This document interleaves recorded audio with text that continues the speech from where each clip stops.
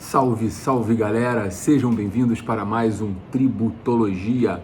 Esse é o programa de número 38, sendo gravado no domingo, dia 10 de maio de 2020, Dia das Mães.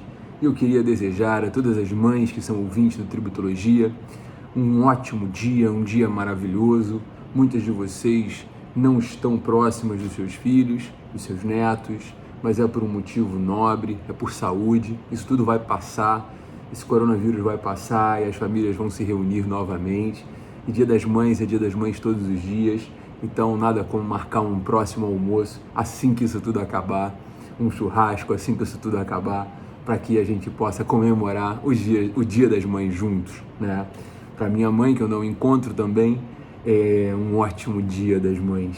Gente, o tema de hoje do nosso Tributologia, o tema de hoje é um tema muitíssimo interessante, é uma notícia que circulou, derrubei aqui o microfone, é uma notícia que circulou no jornal Valor Econômico no dia 6 de maio, uma notícia muito interessante sobre um caso analisado pelo TRF da 4ª Região, que aceitou a redução de impostos na venda de imóveis por uma empresa. Esse caso é o caso da empresa Transpinho, a empresa gaúcha Transpinho, que sofreu um auto de infração de 57 milhões de reais, considerando aí tributo mais multa de 150%, e ela efetivamente recorreu ao judiciário brigando por essa multa. Esse caso concreto da Transpinho é um caso concreto que eu inclusive enfrento lá no meu curso de planejamento tributário. No meu curso de planejamento tributário eu sempre falo sobre um caso muito parecido que foi julgado no CARF, que foi o caso Mofarrege. Esse caso, gente, é o caso da economia tributária pela utilização de empresas patrimoniais. O que acontece? Quando uma empresa tem um imóvel, quando uma empresa é proprietária de um imóvel e ela vende esse imóvel, ela vai sofrer uma tributação de imposto de renda ICSLL na base de 34%, ou seja, ela vai pagar 34% sobre o valor da venda do imóvel a título de imposto de renda e contribuição social sobre o lucro líquido.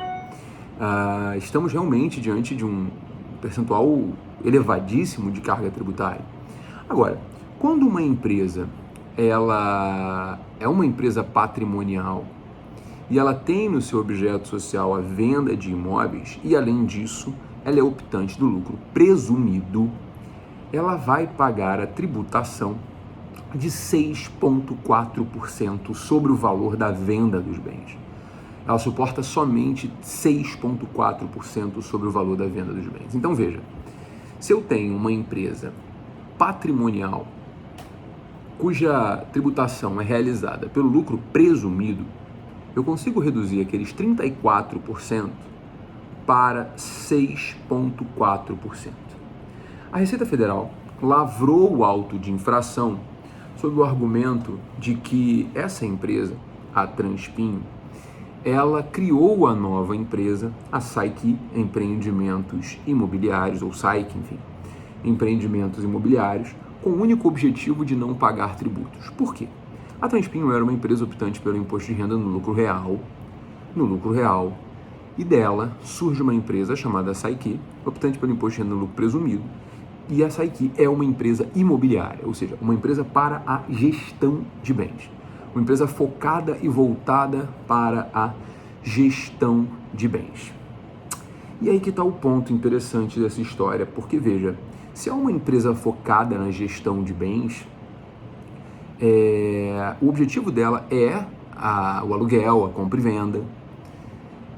E o ponto é o seguinte, 2 anos depois da formação dessa empresa foi vendido imóvel que gerou o auto de infração. A Receita Federal entendeu que essa empresa somente foi criada para a economia tributária, não havendo propósito negocial, não havendo substância nessa atividade.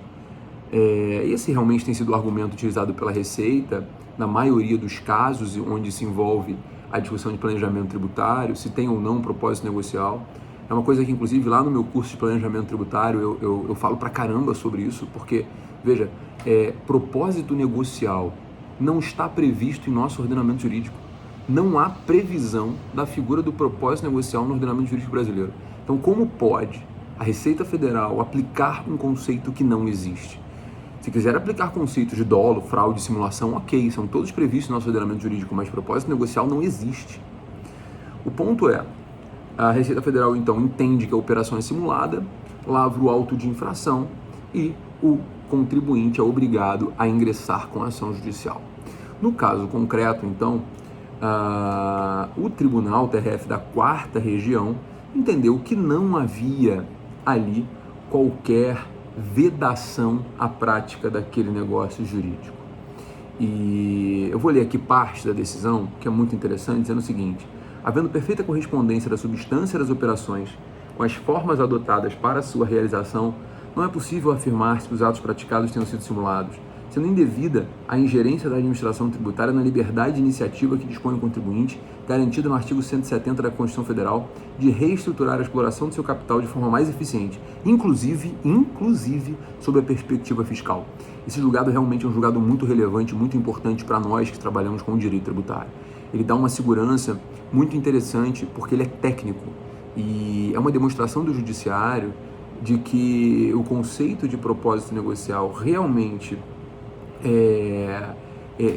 não existe no nosso ordenamento jurídico, não podendo o fisco aplicar esse conceito para prejudicar o contribuinte e evitar a gestão do seu patrimônio. Porque no caso concreto, o que se discute é exatamente isso, é a gestão do patrimônio.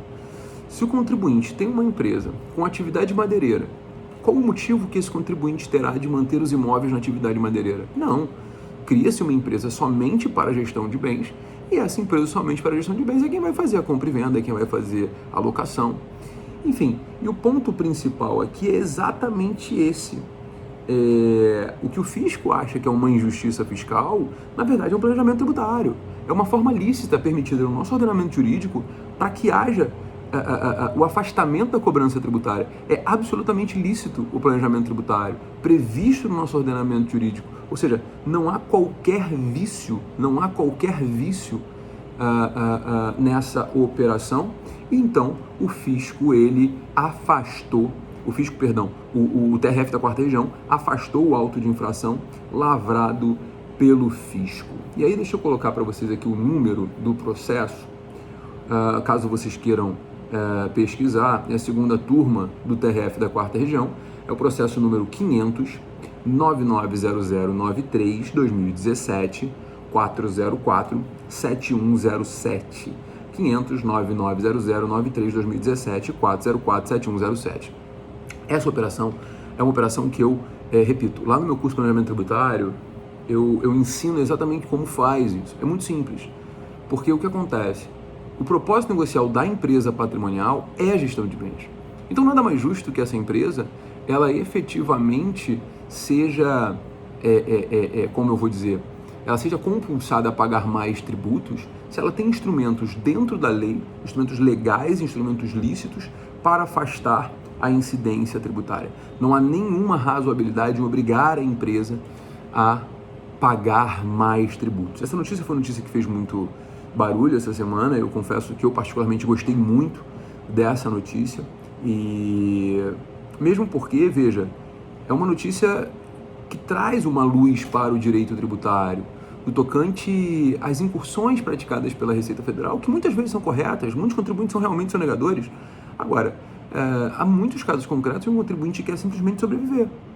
E as discussões de planejamento tributário, elas vão ganhar uma força absurda considerando a crise causada pela Covid, porque as empresas precisam agora adotar medidas de planejamento tributário para que elas possam continuar a sua atividade. Caso as empresas não adotem medidas de planejamento tributário, elas não conseguirão dar continuidade à sua atividade. Essa é a verdade dos fatos. As empresas não conseguirão dar continuidade à sua atividade sem planejamento tributário. Ou seja, é absolutamente fundamental que nós tenhamos um judiciário atuante e forte, como fez o TRF da 4ª Região nessa decisão.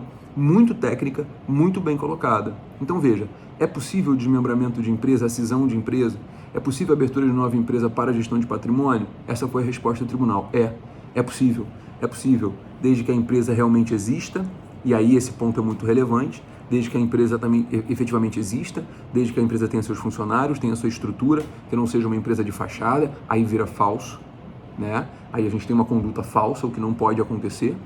E a partir desse momento que a empresa existe, tem funcionários, tem estrutura de funcionamento e essa empresa ela tem como objetivo a gestão de bens, não há nenhum problema, não há nenhum vício na sua manutenção. Gabriel, então basta eu montar uma empresa? Não, cuidado, aqui tem um outro ponto relevante, tá? É a questão contábil que envolve esse caso concreto. Por quê? Para a empresa poder ter esse benefício de pagar 6,4% na venda, ela precisa fazer uma alteração contábil no lançamento do imóvel, tá? O imóvel não pode constar como ativo permanente, ele tem que constar como ativo circulante. Para que a venda aconteça e a tributação seja de 6,4% e não 34%, ok? Beleza? Tranquilo? Gente, esse assunto foi um assunto que me chamou a atenção, um assunto muito importante para a advocacia tributária, para quem trabalha com planejamento tributário, para quem quer entrar no planejamento tributário. Então, eu precisava trazer esse papo aqui para a gente no Tributologia e cá entre nós, ninguém aguenta mais ficar falando só de Covid, né? Tava na hora da gente mudar também um pouco, é claro, que tem um pouco de relação, porque isso permite planejamento tributário. Planejamento tributário agora é muito importante para as empresas e para as pessoas físicas sobreviverem, mas a gente foge um pouquinho daquele foco e falar de coisa boa que pra gente da advocacia tributária vai ser muito bom poder utilizar esse instrumento de planejamento tributário. Nossa, que a gente vai ficar feliz. Gente, muito obrigado pela audiência, muito obrigado pelo carinho. É um prazer enorme receber vocês toda semana aqui no Tributologia e agora, como eu sempre digo, né, no YouTube e no podcast lá distribuído pelo Spotify, Deezer, Apple Podcasts e Spreaker.com. Gente, muito obrigado, foi um prazer enorme estar com vocês e semana que vem tem mais Tributologia. Um beijo, galera, um ótimo descanso para vocês. Aproveitem a semana.